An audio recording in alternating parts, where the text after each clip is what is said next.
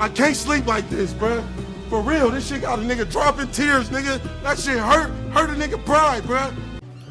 Now, that was an example of a crash out. I'm pretty sure everybody knows that Aaron the Plumber got famous off of his crash outs, but I think the most famous people that crash out are in cartoons. So in this video, I'm gonna give y'all a couple of my favorite characters that are known for their crash outs. So let's get into it.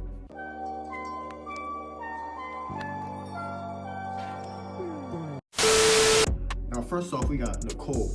Now the reason I love Nicole from original Gumball is because her most famous crash outs are about her crashing out about her family or on her family. Like that one time when that orange bitch was talking shit about everybody in the family, so Nicole turned into whatever that thing is and damn near ate her. Or that one time in the store where everybody was making her mad and she turned into some monster that had heat vision for whatever reason. They were trying to kill Richard. It was chasing him down throughout the store and just did that to that nigga. It was just trying to get that nigga Richard, trying to kill him.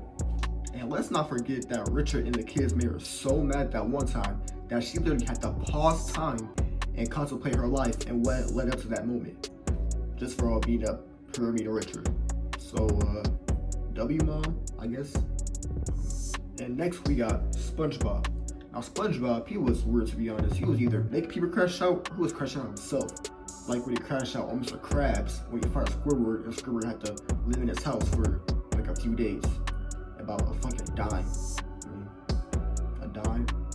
Or when this nigga Dano had to fucking tie a knot and was struggling and nobody in a bikini bottom knew how to tie a knot, so this nigga was just gently tweaking about that fucking knot. Doesn't anybody know how to tie a knot? While SpongeBob might have been dumb and made a lot of people crash out, he can crash out himself, so careful. Lastly, we got the Crash Out King and my personal favorite, Benson. Now the reason I call Benson the Crash Out King is because this nigga is notorious for just getting mad and tweaking.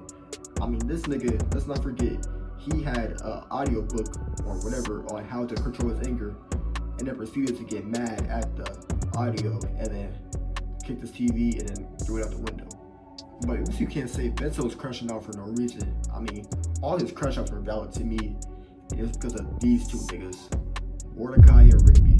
Now, Mordecai and Rigby was always making them fucking crash out, whether it's because they were just doing some dumb shit like prank calling on the house phone, or just not doing their work. They was making that nigga yell so much that he even got to the point where Pops had to threaten to fire Benson just so he would stop yelling at them so much. And that really only made things worse because in that episode, he had so much built up anger that he was dead ass about to explode and destroy the park. And the only way for him to release it and not explode was to yell at Mordecai and Rigby, of course. So yeah, he did what he was known for and just crashed out Mordecai and Rigby. And y'all gotta hear this for yourselves.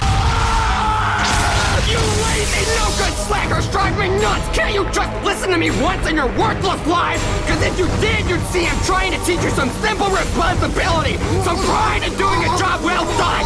But you wouldn't know a job well done if you paid someone to do it for you, and even then you'd screw it all up on the account that you can't even follow the simplest of instructions, worrying more about looking cool than doing your job!